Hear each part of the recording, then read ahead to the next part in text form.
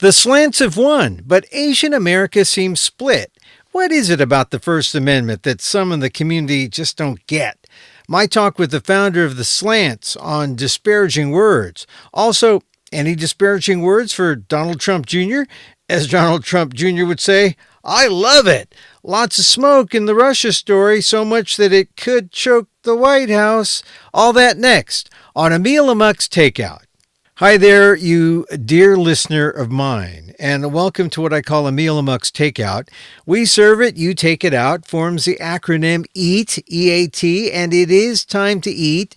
My takes on all things about race, society, politics, and diversity, and everything those things touch in our culture and society with respect to Asian Americans.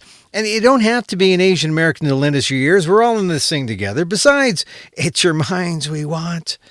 I'm Emil Guillermo, your host, and you might say, why Amok? Well, the short story is that for nearly 15 years, my Emil Amok column was a staple of Asian Week. It was once the leading Asian American weekly in English in America.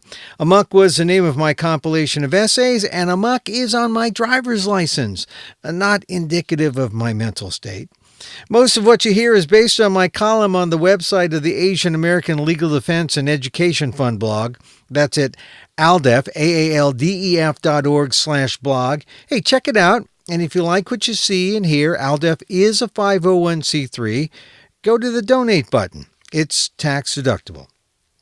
Now, on this episode, I talked to Simon Tam, the bass player and founder of the group known as the Slants. Now, where do you stand on that one? The Supreme Court has ruled for the Slants that they can trademark the term that is regarded by some as a slur. Tam and his group have reappropriated the name, now can trademark the name. And SCOTUS has ruled, yes, they can, but SCOTUS doesn't rule how you feel.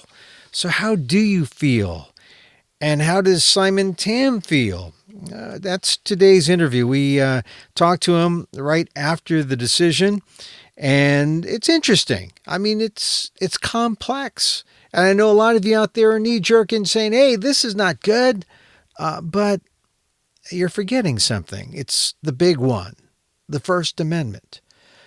But first, I must admit I'm still suffering from my period as an artist, the starving artist of the theater. I just did my one-man show, the Amok Monologues, at the San Diego Fringe Festival. And I admit it's like being in a different world for 2 weeks, just hyper-focused in my head, in memoir mode, going back to these deep recesses of my mind to pick out these nuggets of just images and detail that I've forgotten heretofore.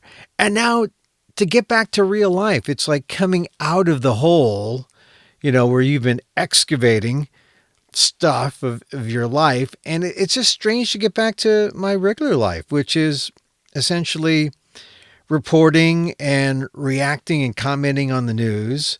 And as I prep for this, the big news, of course, is the Donald Trump Jr. emails and the meeting with the Russian attorney that who claimed to have dirt on Hillary Clinton. To which Donald Trump Jr. said, I love it. I mean, that's the headline, right?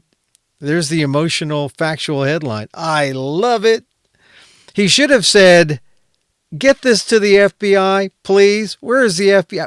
Where is Comey? How can I get this information to Jim Comey? He's already helped. Remember, this was during June. Comey's already helped the campaign, the Trump campaign. But he didn't say that. So this is so damaging.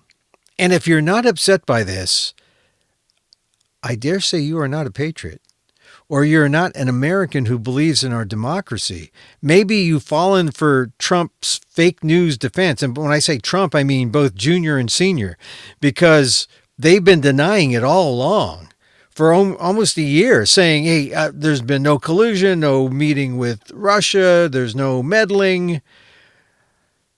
And we saw what happened at the G20, at the summit, where it was kind of like patty cake.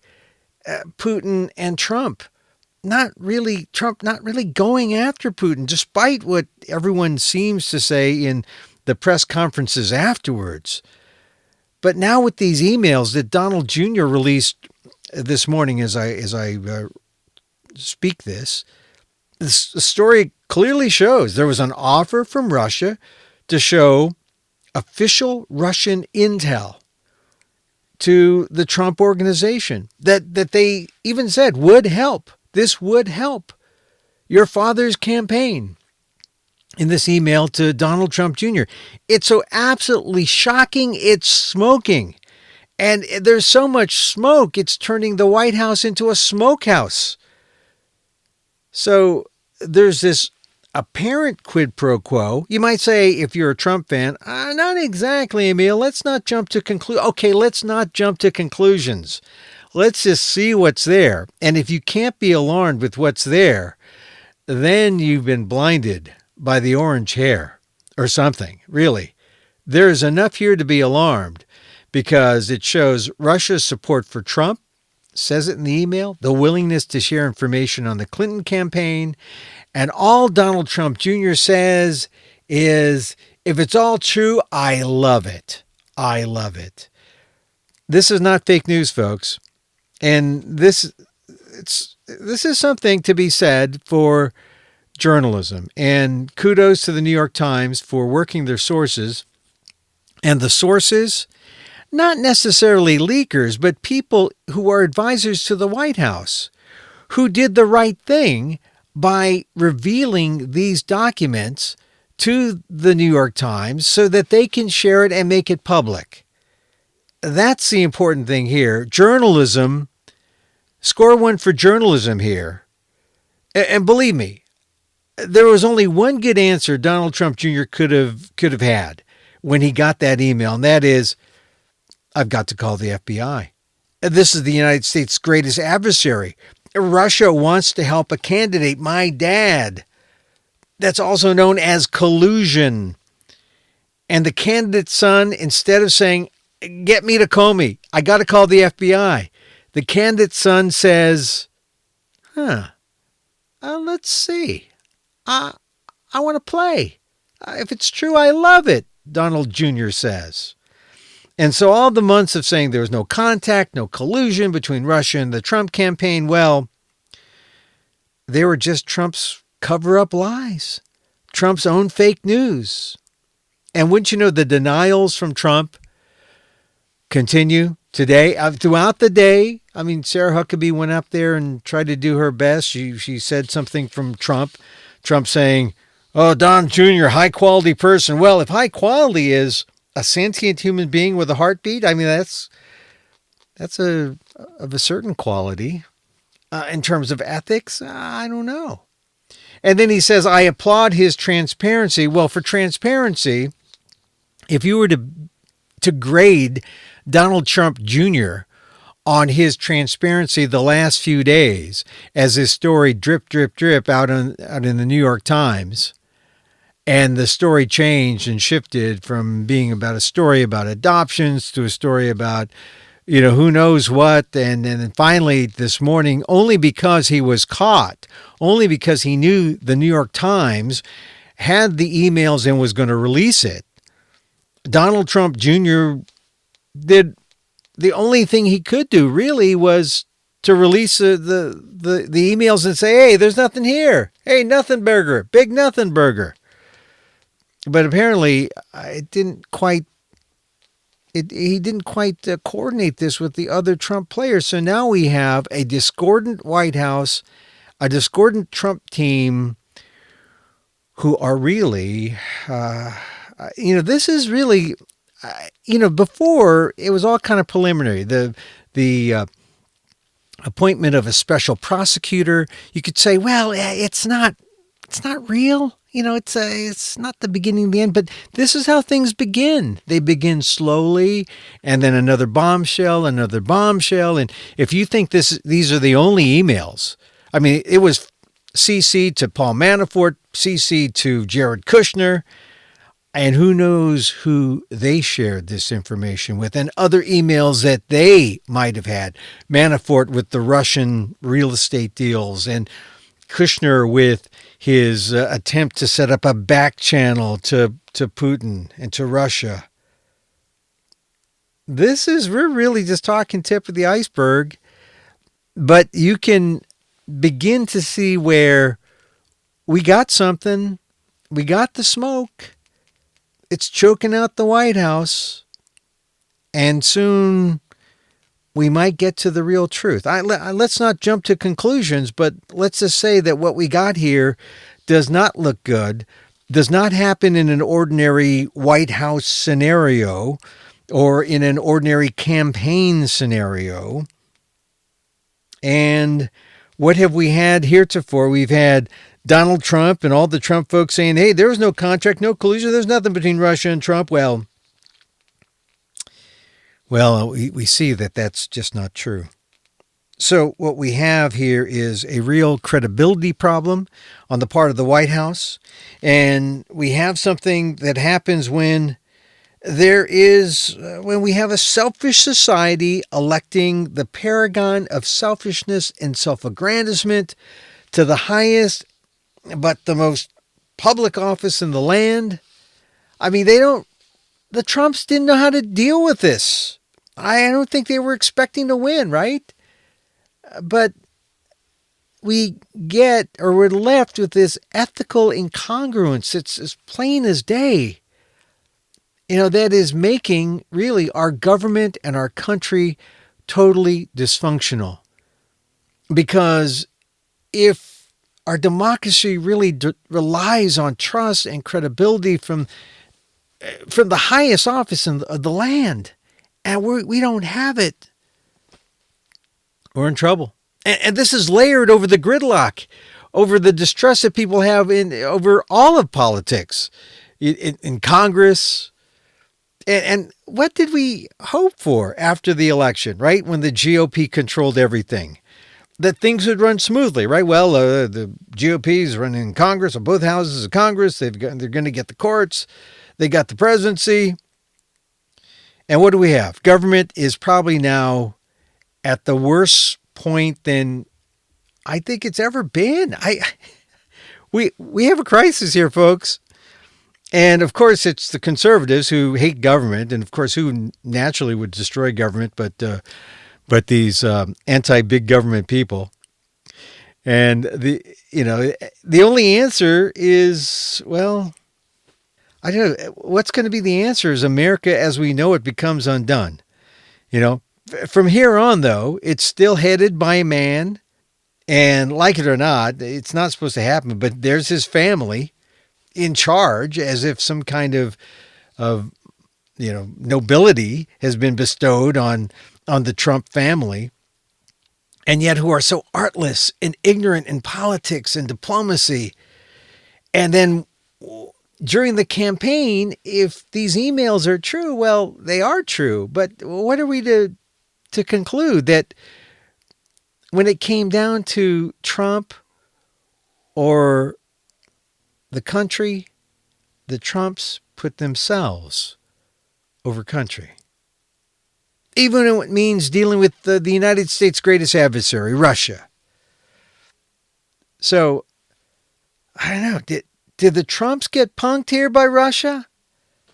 I just hope. Look, I'm not using the disparaging word traitor yet, although some people have. I'm not saying that this is clear proof of anything yet, but there's smoke. You must admit that there's something here, and let's hope the special prosecutor does his job, because he's got a lot on his plate. So that's the story I come back to after playing theater for a couple weeks. I mean, there have been other stories, and I'll get to them. And I did some work while I was up on the boards talking about my life. This story has impacted a lot of people, Asian Americans, the Hawaii 5-0 story. When I first heard about Daniel Day Kim and Grace Park leaving Hawaii 5-0, I couldn't believe it. They're the people, for me, who make that show what it is. I mean, you've got a show in the 50th state and, the most Asian state in the nation. And the two stars essentially have to come begging for equal pay, and they get the cold shoulder from CBS. So Hawaii 5-0 is my, that's what I call it. I'm not watching that show with 0 Asian American stars going into the 8th season. I mean, how do you just do that? Just let your top Asian American stars leave. I'm Daniel Day Kim. He's as Asian American. If you're an Asian American actor, he's like the top. He's one of the top. And there's Grace Park, who's no slouch. I mean, there's only one way you let actors like that leave, and that's if you don't value diversity, or more specifically, you don't value equality. And of course, it gets down to the Asian American stars are hired as hired hands. They didn't get the same pay as the big stars, but the big stars also, the two big stars, Alex O'Loughlin and Scott Caan, they also got a part of the cut on the syndication, on the back end deal. And who is this Alex O'Loughlin? I guess I'm saying his name right, or Scott Caan. Like I said, frankly, I couldn't pick them out in a line at Panda Express. But to CBS Television Studios, the show's producers, they're the big stars. And I would say, no. It's Grace Park and, Daniel Day Kim. They're the big stars. They're the draws, at least for me. And so, I was reading what Guy Aoki of the Media Action Network, who's been on these kind of stories for as long as I can remember. And he says, well, it just shows that the racial hierarchy established when the original 1968-1980 series was launched stays intact with the 2010 reboot. 2 white stars on top, 2 Asian Pacific Islander stars on the bottom. And that really is a story still to this day. Every time you think there's progress, and there is some progress, look, let's not deny Fresh Off the Boat and the stars there. Dr. Ken had his time, and he's going to come back for sure, even though Dr. Ken was canceled by ABC. We have other stars who are out there, but when this happens to Hawaii 5-0, it's just an illusion. It's not really the progress that we should have in 2017. All right. And like I said, Kim, arguably one of the top Asian American stars in Hollywood. And what's it say to someone like me who just wants to be the next Victor Wong or the next, I want to be the next Amy Hill, for goodness sakes. It says, hey, you're a hired gun. You're not the main draw. You're not going to get the back end deal. So you got to root for Fresh Off the Boat. You got to root for breakthrough Asian American stars. Wherever you can. Cal Penn, who's in that Kiefer Sutherland Lone Survivor, ABC. It's not a dramedy, it's a drama. So all this coming after I do my Amok monologues, and I'm feeling this story because I know back, hate to say it, but it was like 40 years ago, I had a chance. I mean, I thought about going into showbiz. I thought about being an actor, and I just good sense, a reality. It wasn't the time. I mean, I could have, maybe something could have happened, but I'm realistic.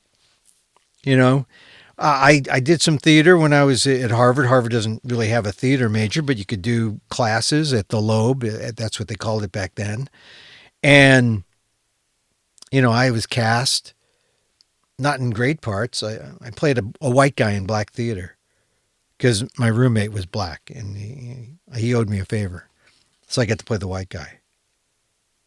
But, time and again, I think back to what Judd Apatow has said, and that is, hey, sometimes you got to look at yourself and either you're a guy who can write or who can do the parts written by the writers of the day, or you got to write your own parts. And that's the way it's going to be, I think.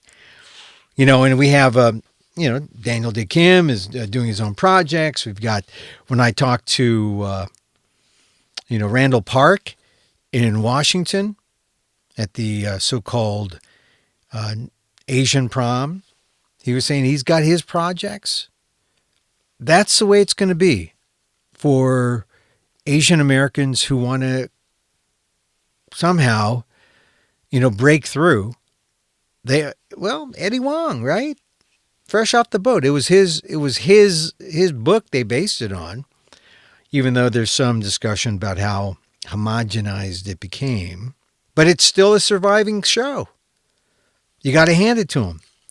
But that's where it seems to be going. So as far as Hawaii Five-0 goes, it's just a reality check.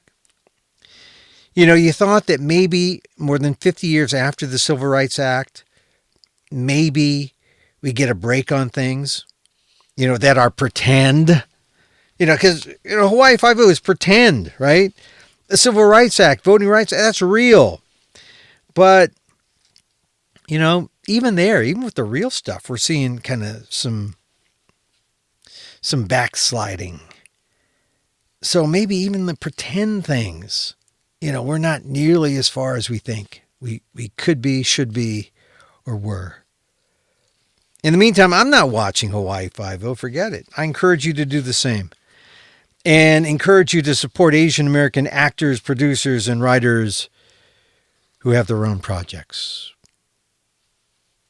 All right, and now on to our main event, the Slants. It's been a big summer for Simon Tam, the founder of the Slants, now a trademark reappropriated and unanimously affirmed by the Supreme Court. He also got married recently in his native state of California, so much to celebrate.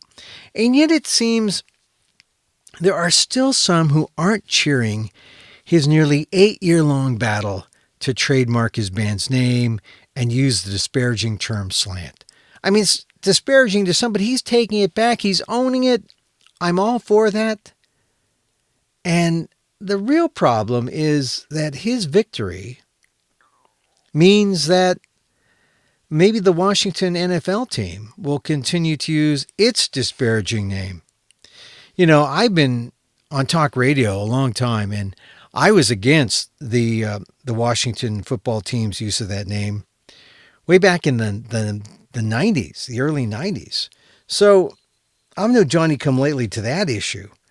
But it's one of those bittersweet things when a ruling on the First Amendment that rewards someone like Tam also concurrently ends up rewarding the Washington football team. And Tam told me in the interview that it makes his skin crawl. He feels terrible about it. And I'll let you hear what he says because, I've been talking to Simon, I guess for about 6 years. I've been doing stories since, as the case moved up.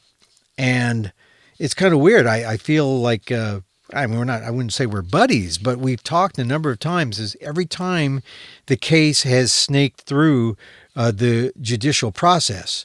And so, turns out that when I was in San Diego, I called him. He was up in Portland, but he'd just been to San Diego because he got married. So, it was a time of celebration, and the Supreme Court case comes down. It was a good month for Simon Tam. And yet, to this day, there are groups who look at this and say, wait a minute, something's not right here. They use the slippery slope argument and say, well, this means there's going to be more slurs. And I don't think that's true. Because I think you have to go with the First Amendment here. And Simon will explain in his interview. Here's my interview with Simon Tam, the founder of the group The Slants, on his big victory in the Supreme Court and how he feels today, even though it may not be something that makes everyone happy. Oh, thank you. I appreciate it. Yeah, my partner and I were just down there visiting family for kind of this Chinese style wedding reception. So got to Mm-hmm. celebrate a 10 course feast. uh, and time with the family. So that was nice. Which Chinese restaurant did you go to? There's one called China Max, in the kind of Claremont Mesa, Kearney Mesa area.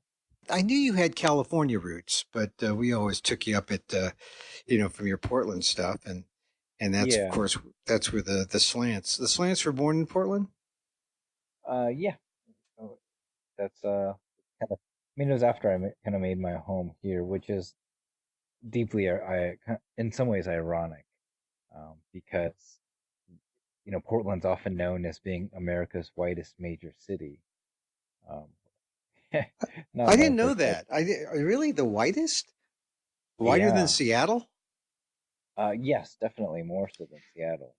Wow.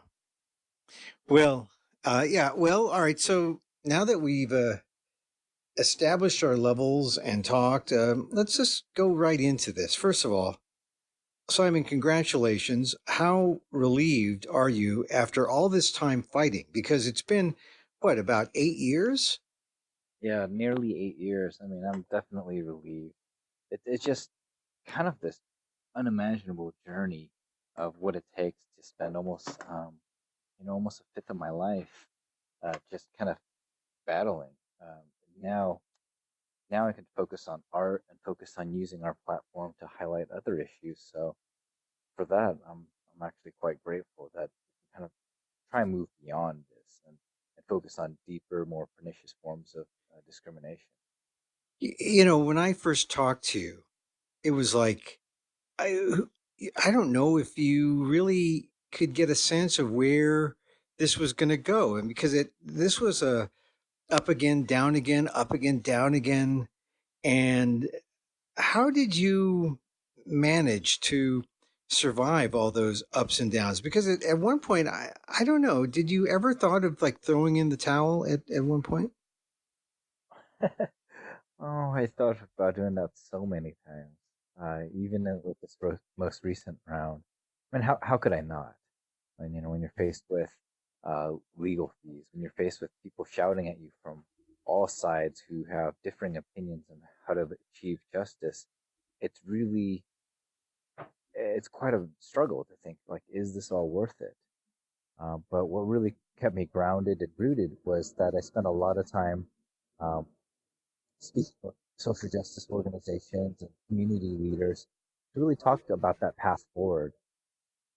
And I wanted to be really intentional about the process, about how we went about it.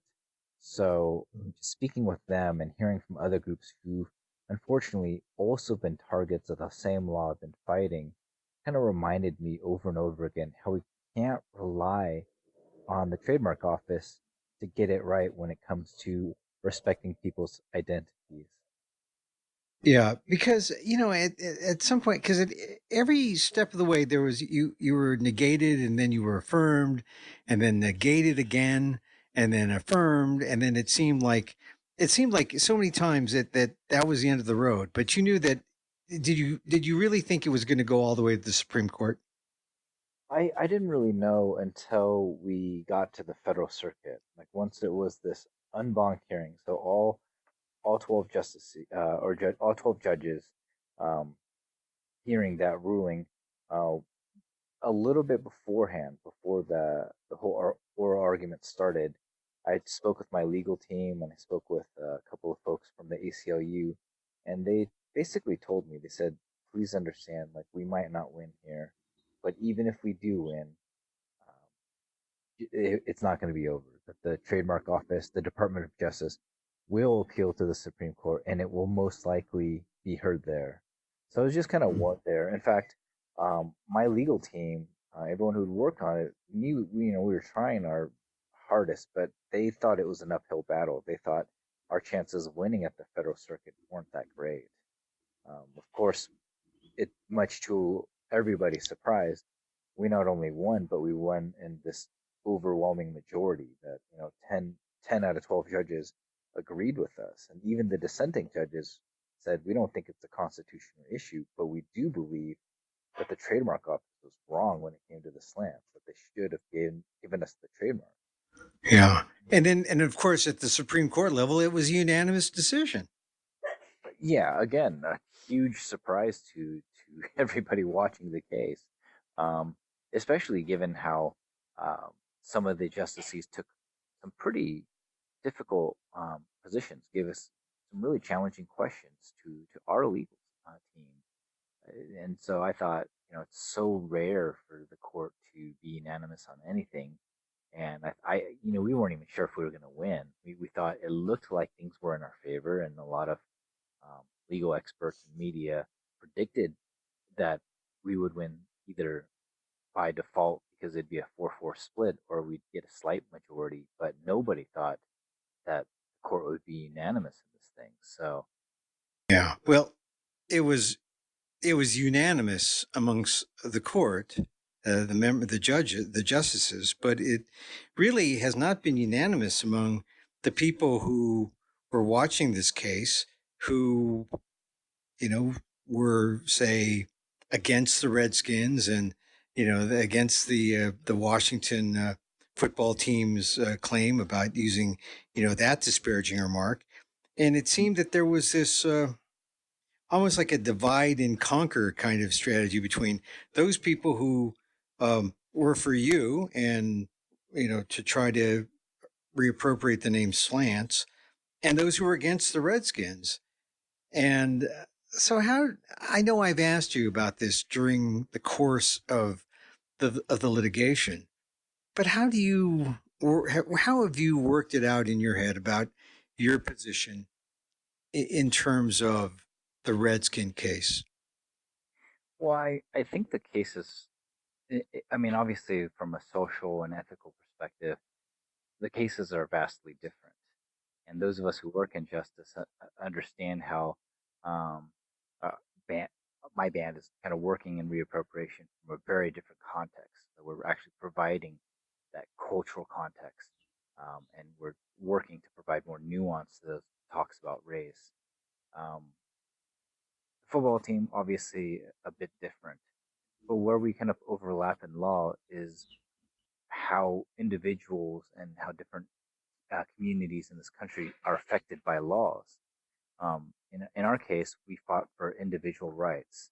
The First Amendment protects individuals, and that's a tricky business because it can oftentimes be applied to people we don't want to be associated with. And I mean, I recognize that. I realize that throughout this process, there are folks who I didn't want to be associated with, but by virtue of celebrating this kind of fundamental bedrock principle of our country, I knew that I had to do that. I had to work across these ideological divides in order to accomplish something greater. And of course, that the big reason for that is because I believe that ultimately we needed to allow more room for debate and to protect the intellectual properties of marginalized groups who tend to be at kind of tend to get the short end of the stick when it comes to civil liberties. In our case, we found that the trademark office was applying the law we fought primarily against marginalized groups, communities of color, LGBTQ groups, and so on. And I thought, there's no way we can walk away from this because people's identities shouldn't be used against them. And so that kind of principle is what drove us to continue, despite the kind of very rocky path forward and all these kind of competing interests and ideas that were on the table.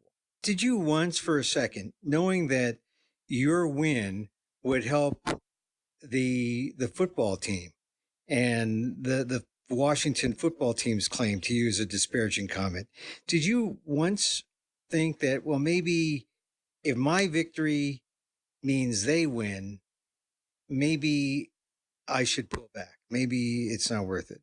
Yes, yeah, I've thought about it multiple times. In fact, I even um, met with a number of experts in social theory and social justice to talk with them about the path and how equity, um, diversity, and inclusion intersects with the First Amendment, trying to get their analysis and their perspective on it. And I even met with, people from Change the Name and Not Your Mascot, as well as um, the legal counsel for Amanda Blackhorse, the the the, the folks who filed suit against the football team. Like I wanted to try and be as intentional about this as possible, which is why I'm really open in terms of engaging with folks who disagree Mhm. with the interpretation of the court, because I think that that should be part of it as well. I actually sincerely appreciate the fact that there were people with other perspectives filing against me, because I think that's what makes the law better. If it was only a one-sided issue, we wouldn't have this kind of nuance or discussion about how it impacts communities. And that's it kind of goes back to the First Amendment, that the cure for hate speech isn't censorship. If you only shut other people down, you can't actually articulate your values in a way that transcends our micro communities that we find ourselves Yeah, I remember when we were talking about this a couple of years ago when you were still at the fighting at the circuit level. And I remember bringing this up, and there were Asian American associations who were speaking out against you and filed legal briefs. And we talked about this. And has, has any of that been resolved? Or are those groups that were lined up against you still? Are they dismayed now, or do you come out as a winner and yet you know not? I guess you would have to side with the Redskins at this point, huh? And they would probably using your decision, right? in. I don't think I have to side with them for them to try and use the decision in their favor. And I think that's, unfortunately, it is most likely going to be the inevitable result. Which it does make my skin crawl. Like honestly, it's terrible. Um, However, I think that ultimately it is a win for all communities, because when you protect civil liberties, fundamentally you protect the most vulnerable communities who tend to not be able to enjoy those kinds of rights. If we leave it in the hands of the government or someone else to dictate what's right or what's wrong, what's acceptable or what's not, we're really relying on other people who don't have our interests at stake. A lot of times, moving forward with this case, people always kind of provided that slippery slope argument against me, like, oh, if the slants win, it's going to open a floodgate of hate speech and all kinds of terrible things are going to be registered. That was kind of the strongest argument against our case. But I also thought, well, why don't we take, if you're going to use that kind of logic, why don't we take it the other way? If we allow the government to decide what's right or wrong through trademark registration, then the copyright regime may be next. They might say, you know what, these books are offensive. We're going to go ahead and ban these books and not allow them to be printed or put in public libraries. Or you could say, you know what, we're going to deny police protection over protests that we don't agree with, like the Black Lives Matter movement. What happens going forward to the Lanham Act and how the trademark? I mean, this decides your case. Does it set the precedent for how the Lanham Act will be used going forward, or is it a call for maybe a new law or a new set of guidelines in which the trademark office decides on what is acceptable and what is not? Well, to be clear, it's only one word that was struck down in the Lanham Act, and that was disparagement, or Mhm. they call it the disparagement clause.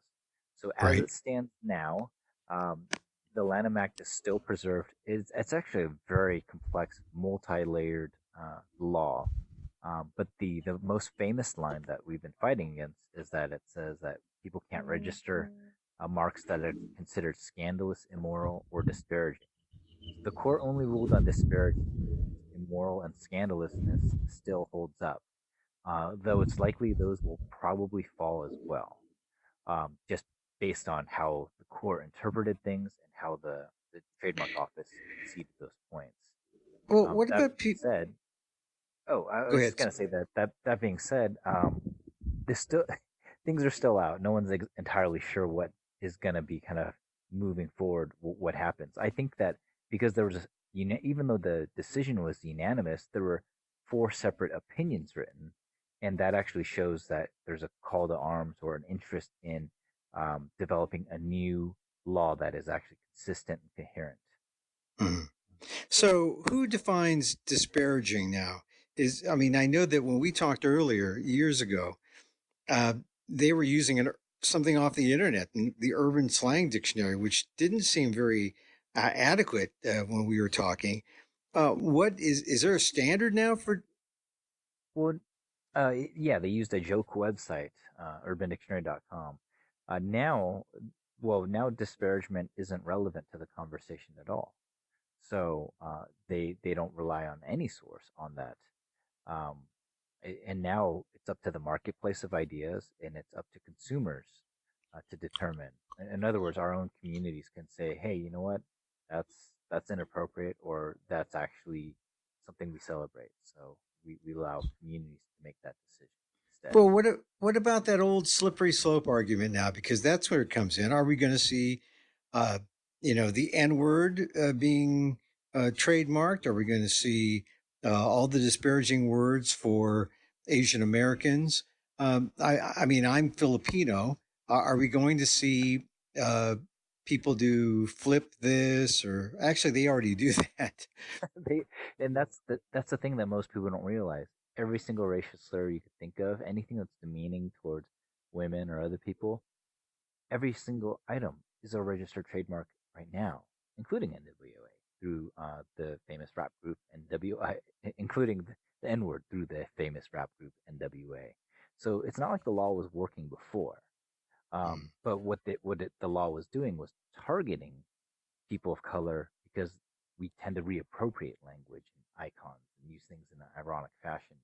So provide they tended to say, well, hey, if you're reappropriating it, that's not acceptable. But they gave leniency to dominant groups like white males who were not accused of trying to reappropriate things, even if they're using things in a disparaging manner. So, are we going to see? I guess we are going to see more of these.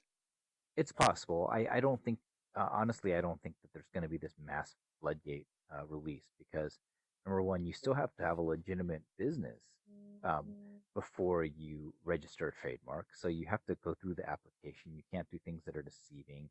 There's actually other protections afforded to groups to take down hate speech. So we still have that in place. Second Mhm. of all, like most people aren't going to want to spend the thousands of dollars in filing a trademark application and going through that process just on a whim, just because we want to register something disgusting. And thirdly, even if they did, they have to release their personal information, their personal contact information and address. And a lot of people don't want to air that kind of laundry. They don't want to be known for being tied to a racial slur. So I think those kinds of things naturally provide some kind of deterrence from people doing it. So the people who say, "Hey, look, Simon, a slur is a slur, whether it's trademarked or not, and we should not have this sort of thing." What do you tell those guys? Because I've heard some people say that it's they think it's disgusting because they use the phrase "a slur is a slur." Yeah, and I would agree with them. I would say a trademark registration doesn't change that. It doesn't legitimize a slur, just like a denial registration doesn't actually offset the damage done to communities of color. So if we're talking about actually dealing with hate speech, the trademark regime is not the place to do it. I think of language as something more like a knife in the hands of an oppressor. It could be used to hurt and create harm, but in skilled hands with intention, it creates healing, like the hands of a surgeon. Language is the same way. It could shape and its power can shift depending on who's wielding it. And if we leave that power to somebody else, we don't know how it's going to be used against our own communities. So a slur isn't always a slur. A slur can sometimes be used to denigrate, but it could also be used to shift the conversation, to change power structures, to uplift.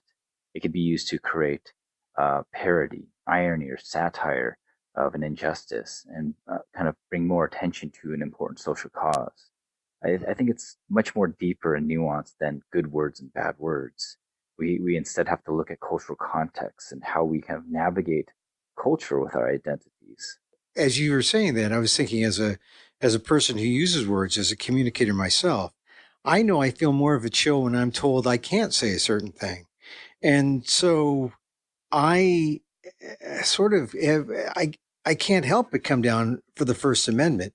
And yet, does it surprise you that there are some out there who say things like Napava did 2 years ago when they said this was a, just a wrong extension of the First Amendment. They really came down on that. Yeah, I mean they came down on it because it's a fear-based an approach, one that believes in control, one that says, you know what, we should censor people we disagree with, we should censor hate speech and those who might be using language in a way that might offend. But we know from history and time again that when you censor folks, they actually riles them up. It creates more division rather than inclusion. We find that oftentimes it's in that marketplace of ideas where people can freely exchange differing opinions that the best ones rise to the top. Nobody builds better communities by shutting other people down and by trying to construe our own values and give power to somebody else to control language is to give up power that should be held by our own communities. Is there a chance that because, well, I mean, the hope is, the ideal is that if we have this debate, that we can come together, we can have this unity. And that's the ideal rather than, creating more division. Talk shouldn't create more division, but you can understand why some people feel that, don't you? I absolutely can understand that. It kind of reminds me of growing up in the early '80s when people were really offended by vulgar language, so much so because they were worried about kind of their children growing up with it, that they wanted to put these giant stickers on CDs that said explicit lyrics, as a kind Right. of a warning label. But all that actually did was the opposite. It actually drove sales for all those albums because all those teenagers were like, oh, we can't use this. This is forbidden. Of course, we're going to want to do it now.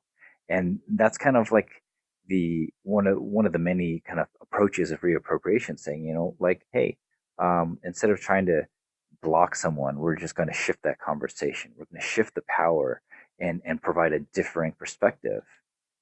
How And about actually, yeah, go ahead. Sorry. I'm sorry to interrupt. oh, Go ahead. oh, no worries. I was just going to say that when you're able to exchange ideas from a different playing field, it allows us to show the humanity of one another and connect on a much deeper level. Because if we like to, we tend to want to put people in convenient boxes, like, oh, Trump voters are this, or people who support this football team are like that. But when you do that, when you place other people in boxes, they don't actually want to engage with you. And so putting limits on speech and what's appropriate or not, at least through the confines of the trademark office of all places, only enhances that feeling, only increases that division of like, okay, these people are okay, but these ones are definitely not okay. And that's Simon Tam, who's the leader of the group The Slants. My interview with him about a couple days after the Supreme Court ruled in his favor that the Slants could trademark their name, use a term that is disparaging, and go forward. And in fact, they are. They're exercising the First Amendment right, which is to go to the studio and do a follow up to the group's last EP, The Band Who Must Not Be Named. Well, now they are going to be named. And the new disc will definitely be named eponymously, the group's first ever under its proud SCOTUS affirmed banner, The Slants. And that's our program. Hey, we're on iTunes. Please subscribe, rate, and review if you will, please. Tell your friends about the show. Share a link. You can contact me on Twitter at Emil Amok or go to the ALDEF blog at www.aldef.org/blog and give us your feedback on www.amok.com. You can even leave a message on SpeakPipe. You don't need a phone. I mean, if you have an answer to any of the questions, hey, how do you feel about the slants? Disparaging word? Should it be banned? Are the slants wrong? Still feel uneasy? Or about Donald Trump Jr.? Hey, there's smoke. Is there fire? Is this the beginning of the end for Trumpville? You can go to www.amok.com and leave a message on SpeakPipe. Don't need a phone. If it's audible, we'll use it just like in talk radio. Or just go to our blog at www.aldef.org/blog. If you like what we do, share the link, tell a friend, go to the Aldef blog, hit the donate button. And if you're so moved, aldef.org/blog. Aldef is a 501c3, and your help, and we could use it, is tax deductible. Once again, thanks for listening to Emil Amok's Takeout. I'm Emil Guillermo.